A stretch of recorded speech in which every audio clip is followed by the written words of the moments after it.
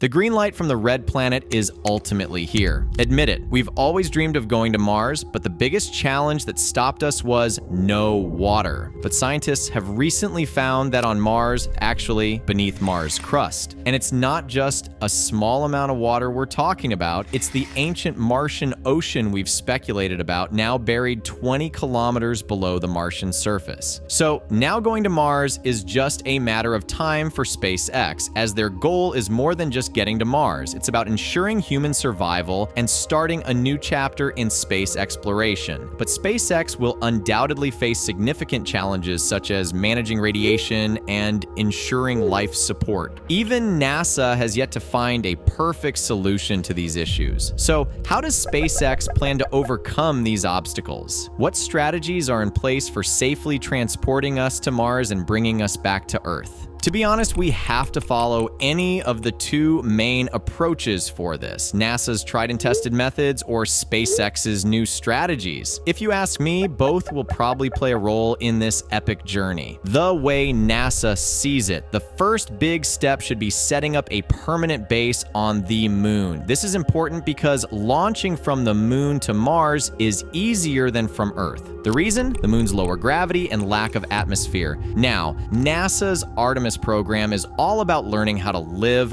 on the moon and use its resources to build up infrastructure. This includes setting up the Lunar Gateway space station as a deep space outpost. As NASA works on the moon, they'll also ramp up their robotic efforts on Mars. The success of the Ingenuity drone shows that flying machines can work on Mars, opening up new possibilities for exploration and collecting samples. NASA plans to put an autonomous space station in orbit around Mars, which will serve as a way station for missions to and from the red planet, with a focus on bringing samples back in the next decade. NASA's Moon to Mars plan involves creating a base on the moon to master survival and construction in a tough environment while gathering info about Mars. This mission will only succeed through NASA's global partnerships with agencies from Europe, Japan, India, and Canada, not through any private company. NASA wants to send astronauts to Mars, but they don't have a transport system ready. The SLS rocket and Orion capsule, which were initially meant for interplanetary travel, are now focused solely on the Artemis moon missions due to high costs and production issues. On the other hand, SpaceX has big dreams for Mars, including building a city for 1 million people, but so far it's mostly digital renders and statements from Elon Musk. Nevertheless, SpaceX has developed the largest, most powerful rocket ever and has a strong track record of advancing human spaceflight through its Starbase factory. NASA and SpaceX are working together pretty closely these days, with SpaceX being the only American company currently flying astronauts to low Earth orbit. The Artemis program is set to boost this partnership even more, especially with Starship possibly becoming the main ride for lunar landings. Looking further ahead, getting to Mars will definitely need a combined effort from both NASA and SpaceX. To make sure astronauts have everything they need, there will be regular supply drops. Artemis 10 will kick things off with a lunar landing and the delivery of Mars Cargo Stage 1 to lunar orbit. Then Artemis 11 will repeat the process with Mars Cargo Stage 2. These Mars Cargo stages will be fully loaded starships packed with gear for Mars landings and surface exploration. Artemis 12 will bring the Mars 1 human lander and the Transit Hab Mars ship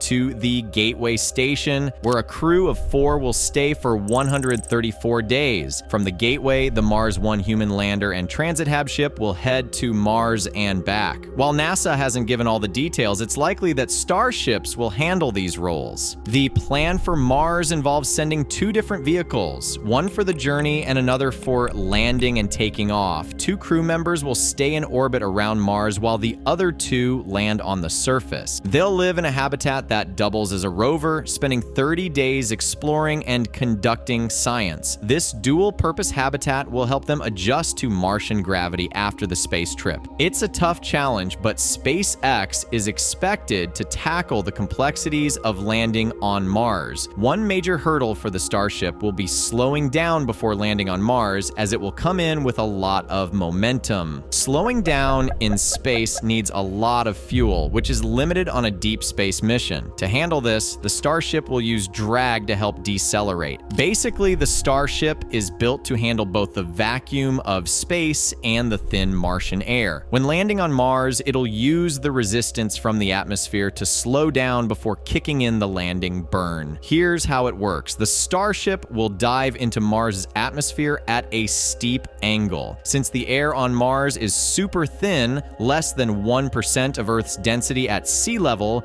the spacecraft needs to come in fast to create enough drag. The plan is to have the Starship enter Mars upside down with its heat shield facing up and the nose pointing down. This position helps increase aerodynamic resistance, allowing the ship to dive in more steeply. Once it's deep enough into the atmosphere, the ship will turn sideways, maximizing drag by presenting its belly to the airflow. Just before it lands, the Raptor engines will fire up for the final burn, slowing the spacecraft down for a smooth landing on Mars. There are two main types of missions to Mars: short stay and long stay. For a short stay mission, the journey to Mars takes about 217 days with a boost from Venus to help get there. Once on Mars, the crew will spend 30 days exploring. The return trip is a long 430 days back through space, making the total mission around 650 days. Although the return trip is lengthy, it's considered safer than staying on Mars for a longer period due to the current tech limitations. On the contrary, for a long-term mission to Mars, you'd need to head straight there, which takes about 210 days, no shortcuts or gravity boosts to help out. And once you arrive, you'd be on Mars for around 496 days. Coming back is the same and takes about 210 days. So the whole adventure adds up to 916 days, which requires a lot of careful planning and prep work. But that's mainly about taking off and landing. Now, I am going to talk about another major part which we haven't discussed yet: the journey or space travel, which is itself a big challenge. Space travel is all about constant motion. Everything in our solar system, including Earth and Mars, orbits around the sun. Earth zips along at about 30 kilometers per second, while Mars, being farther out, moves at around 24 kilometers per second. To get from Earth to Mars, a spaceship needs to adjust its speed in relation to Earth's orbit. If it speeds up, it gets closer to Mars. If it slows down, it heads toward a planet like Venus, which is closer to the sun. This adjustment of speed has a special name, delta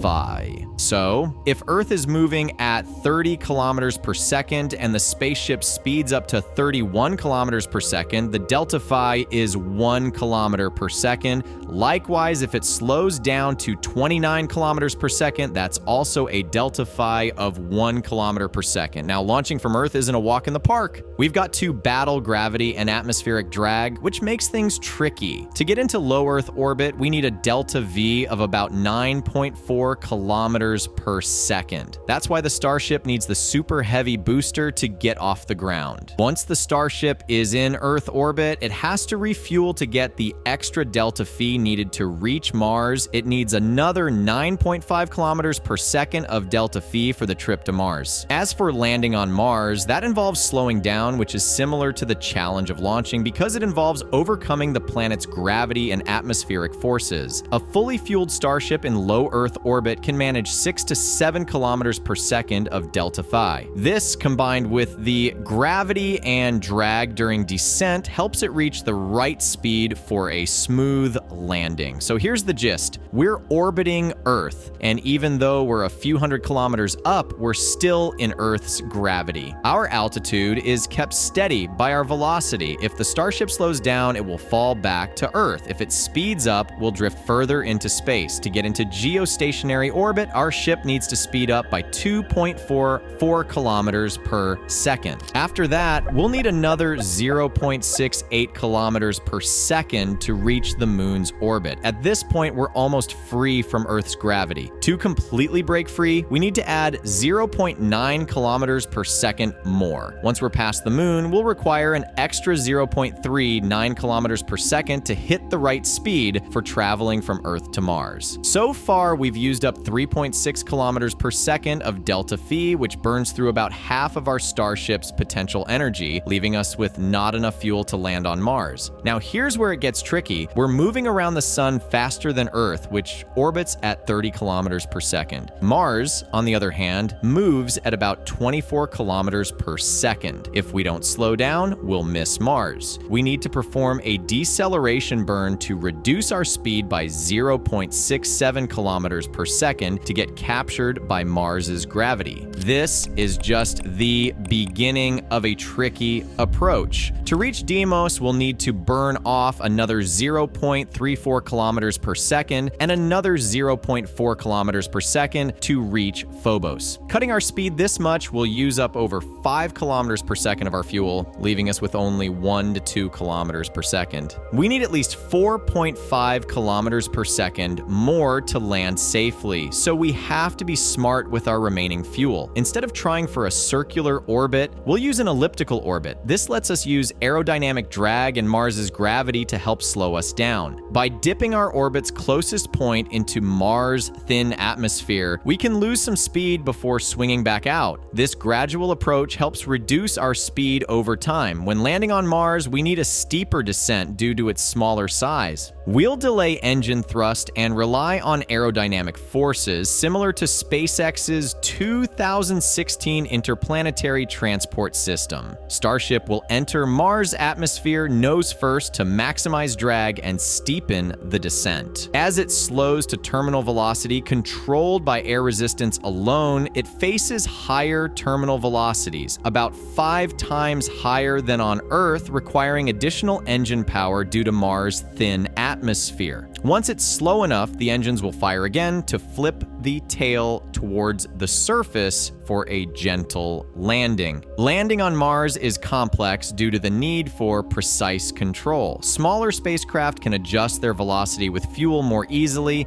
but Starship's larger size complicates this. SpaceX is developing Starship V2 with larger fuel tanks, a lighter design, and more efficient Raptor Phi 3 engines to address these challenges. A potential long-term plan involves using Mars's moon Deimos, which requires less delta V, about 5.3 kilometers per second, for travel from Earth. Establishing a Mars gateway or outpost on Deimos could facilitate refueling and make Mars landings more feasible. Although landing a fully loaded Starship on Mars will be challenging and may face setbacks. But well, take a look at history. It shows that persistence can overcome even the toughest obstacles. And that's how we are supposed to get there. But you might wonder how far our technology has reached to achieve this milestone. Well, we have made quite a bit of progress, to be honest. If you want to check the latest report, just click on our previous video right here. Thanks for watching till the end, and see you in the next one.